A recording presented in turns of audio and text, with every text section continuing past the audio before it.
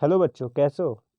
तो आज हम लोग पढ़ेंगे द साउंड ऑफ म्यूजिक का सेकेंड पार्ट, जिसमें हम लोग फर्स्ट पार्ट में पढ़े थे Evelyn Glennie listens to sound without hearing it. Okay, ये हम लोग पढ़ चुके थे। इसका स्लाइड नंबर 5 तक पढ़े थे।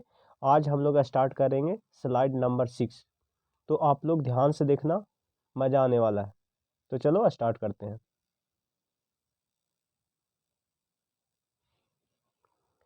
It is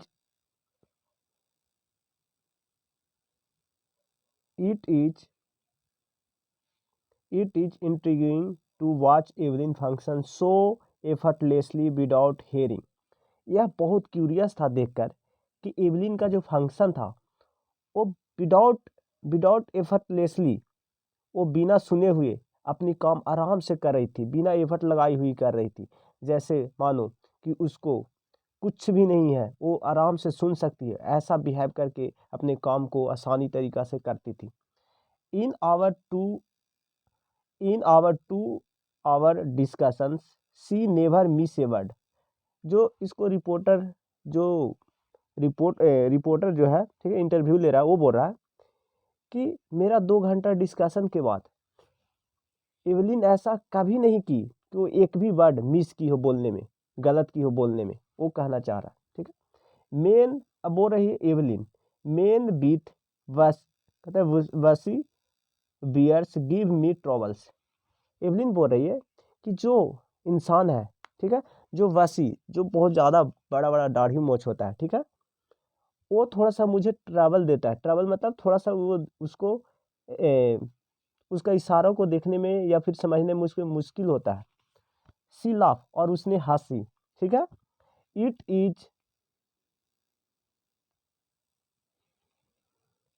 is not just watching the lips. मुझे सिर्फ लिप को वॉचिंग नहीं करना रहता, देखना नहीं रहता। इट्स द होल फेस, मुझे होल फेस, पूरा फेस देखना होता है। Specially the eye, specially eye. ठीक है, वो बोल रही है। She speak flawlessly with a Scottish lit.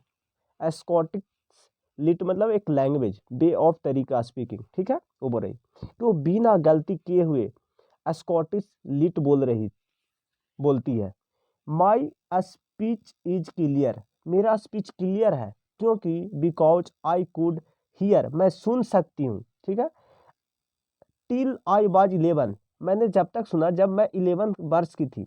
सी से, उसने कहा, but that does not explain, लेकिन उसने एक्सप्लेन नहीं किया। How she manage to learn French and master basic Japanese. और देखो, उसने एक्सप्लेन नहीं किया कि वो फ्रेंच और जापानीज भी बहुत अच्छे से बोल सकती थी बिना सुनकर।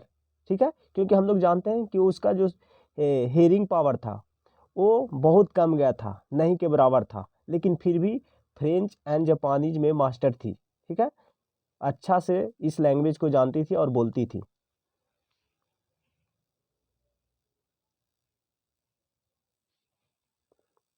As for music she explain, music के लिए वो एक्सप्लेन करती है कि it pours in through every parts of my body. वो बोलती है कि पोर्स मतलब क्या होता है, छिद्र, कि मेरा पूरे बॉडी में छिद्र है जिसको मैं सेंस करता हूँ म्यूजिक। वो म्यूजिक जो है, ठीक है ना, उस छिद्र के द्वारा मेरे बॉडी में प्रवेश करता है, वैसा वो सेंस करती है Evelyn. It it tingles in the skin and या my cheek bones and even in my hair. इसका मतलब टिंगल्स मतलब क्या होता है, वाइब्रेशन या सेंस करना। ओके, ये अपनी स्किन में भी सेंस करती है साउंड को, ठीक है, म्यूजिक को। एंड चिक बोन में, इवन इन माई हेयर, यहाँ तक, इवन मतलब यहाँ तक अपनी हेयर में भी वो म्यूजिक को सेंस करती है। When she play the xylophone, जब वह प्ले करती है xylophone, she can sense the sound passing up the stick into her finger tips. जब वो सेंस करती है साउंड को, तो ऐसा लगता है कि जो स्टिक से, वो स्टिक जो होता है, स्टिक से जो ड्रम को प्ले करते हैं, बजाते हैं, ठीक है, तो उसको फिंगर टिप स्टिक से वो जो साउंड है वो फिंगर टिप पे चला जाता है। ठीक है, और उससे वो सेंस करती है। By leaning against the drums, वो थोड़ा सा ड्रम की तरफ झुकती है। She can feel the resonance, resonance मतलब echo of sound, she can feel the resonance flowing into her body, और वो रिजोनेंस है जो साउंड का, म्यूजिक का, वो अपने बॉडी में फील करती है। ऑन ए वुडन प्लेटफॉर्म, जब वह वुडन प्लेटफॉर्म पे होती है। सी रिमूव हर शूज, तो अपनी जो शूज है उसको वो रिमूव कर देती है, उतार देती है। सो इसलिए, सो डैट की vibration pass through her body bare feet and up her legs. क्यों उतार देती है शूज जब वो वुडन प्लेटफॉर्म पे होती है? तो इसलिए उतार देती है कि जो वाइब्रेशन है म्यूजिक का, उसका बेयर फीट से, मतलब जो पैर है, ठीक है, उससे पास हो, उसका लेग से पास हो, इसलिए वो उसको रिमूव कर देती है। चलो आगे देखते हैं। नोट सरप्राइजिंगली, ये कोई आश्चर्यचकित बात नहीं है। एवलिन डिलाइट्स हर ऑडियंस, एवलिन है अपनी ऑडियंस को खुशी देती है, आनंद देती है। इन 1991 she was presented with A royal Philharmonic society prestigious soloist of the year award, ठीक है, उसने प्रेजेंट की, ठीक है, क्या? Philharmonic society prestigious soloist of the year award से master परक्यूशनिस्ट James blades.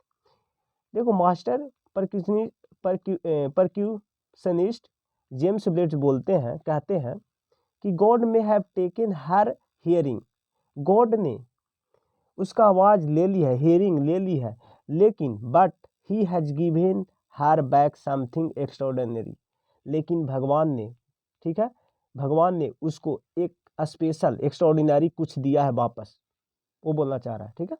What be here, जो हम लोग सुनते हैं, सी फील, वह फील करती है, far more deeply than any of us, हम लोग में से, बहुत से लोगों में से क्या करती है, वो डीपली सुनती है।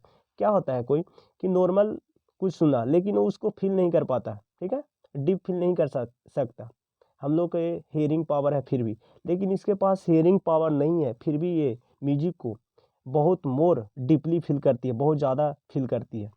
That is why she express music so beautifully, शायद यही कारण है कि वह म्यूजिक को बहुत सुंदरता से एक्सप्रेस कर पाती है।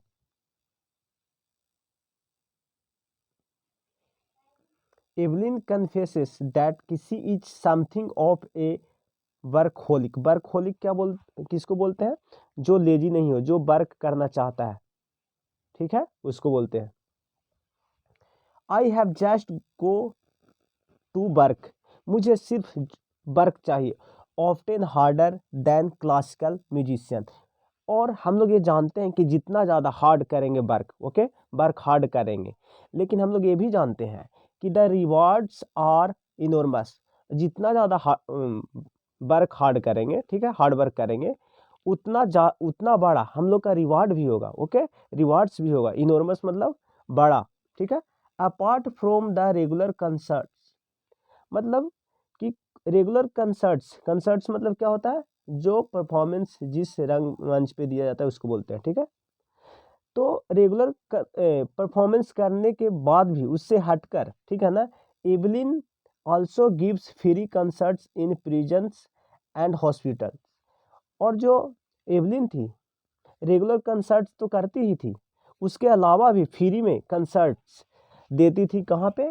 प्रिजन्स में, जेलों में एंड हॉस्पिटल्स में। She also gives high priority to classes for young musician, और ये हाई प्रायोरिटी, सबसे ज़्यादा प्रायोरिटी बोल सकते हो या प्रायोरिटी, ठीक है, किसको देती थी? जो यंग म्यूजिशियंस होते थे, जो यंग म्यूजिशियन होते थे उसको सबसे ज़्यादा हाई प्रायोरिटी देती थी, ठीक है ना। एन रिचलिन of the Beethoven funds for deaf children से, ये कहते हैं कौन? एन रिचलिन कहते हैं कि she is a shining inspiration for deaf children, कि वह मतलब कौन? एवलिन एक शाइनिंग इंस्पिरेशन है, चमकता हुआ सितारा है डीफ चिल्ड्रन के लिए, डीफ बच्चों के लिए। दे सी डैट, वे देखते हैं कि देयर इज नो वेयर, ऐसा कोई जगह नहीं है जहाँ दे कैनट गो, जहाँ वे नहीं जा सकते। ठीक है। Evelyn Glennie has already accomplished more than most people twice her age। Evelyn Glennie है, एक्म्प्लिश मतलब प्राप्त करना, ठीक है, अपने एज से दोगुने का जो पीपल है, ठीक है, उससे ज़्यादा।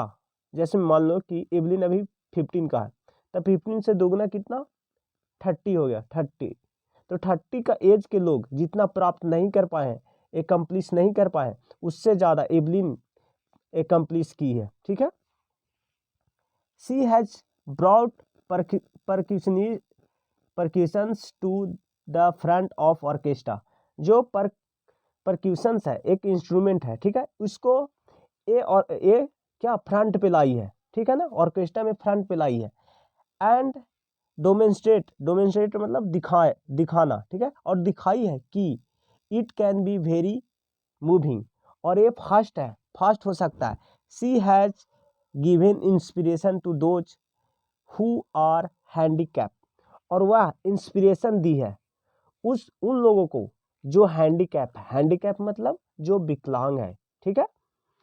People who look to her, जो पीपल देखते हैं उसको, किसको, एवलिन ग्लीनी को, वो कहते हैं एंड से, और कहते हैं कि if she can do it, अगर वह कर सकती है तो आई कैन डू इट, तो मैं भी कर सकता हूँ। ठीक है।